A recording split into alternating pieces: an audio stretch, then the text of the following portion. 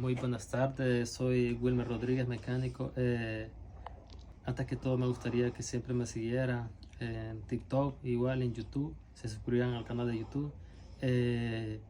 Aquí les vamos a mostrar un problema, ¿verdad? Tenemos una 2005 Chevrolet Suburban. Este carro tenía problemas de de cilindro número 3 mi fire. Entonces les vamos a mostrar el problema. Bueno, les vamos a mostrar aquí el problema. Por ejemplo, en este caso, estos carros ya está desarmado. En este caso, estos carros fallan bastante de lo que es los lifters. Ahí tenemos lo que es las cabezas quitadas, están quitadas. Ahí tenemos una allá, tenemos la otra aquí, tenemos que limpiarla. Como pueden ver, ahí tenemos todo desarmado. Entonces yo les quiero mostrar lo que es el lifter. Este es un lifter. Como pueden ver, ahí está picado, mira. Todo esto está craqueado y pueden ver un lifter que no está craqueado. Esa es la diferencia. Este lifter está dañado y entonces eso hizo que dañara lo que es el crankshaft. Este es el crankshaft. Como pueden ver, esta es la leva. Miren todo el desgaste que tiene esta leva. Esta es una leva que está mala. Miren todo el desgaste y esta es una leva que está buena.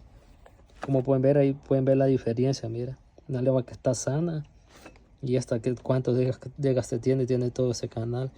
Entonces no se podía poner solo los lifters, había que cambiar lo que es todo este cancha, que aquí lo tenemos.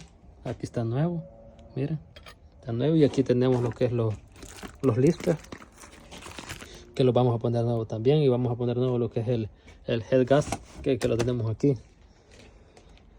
Entonces ahí está, ahí casi les mostré el problema. Es bien difícil dar con este tipo de problemas, pero hay que hacer algunas pruebas para estar seguro que sí sean los lifters. En este caso probamos lo que es compresión, probamos inyector, coil y bujía, los intercambiamos con otro número y miramos que el fallo seguía. Entonces, como sabemos que este tipo de carro padecen de esto de los lifters, entonces tomamos la decisión de desarmarlo y dimos con el problema. Como pueden ver, ahí está todo desarmado. Ya vamos a proceder a armarlo y siempre me gustaría que me apoyaran, que me siguieran, y muchas gracias.